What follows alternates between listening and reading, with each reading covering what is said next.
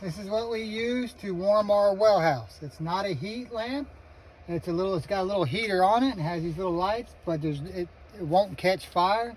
This is the best thing to keep your well house, especially in temperatures like this. We're about to get a bad storm, and this thing will keep it around 50 degrees, and you don't have to worry about fire or nothing like that because it's all got safety sensor. There's no glass to break to catch anything on fire, and this works really good in chicken coops too.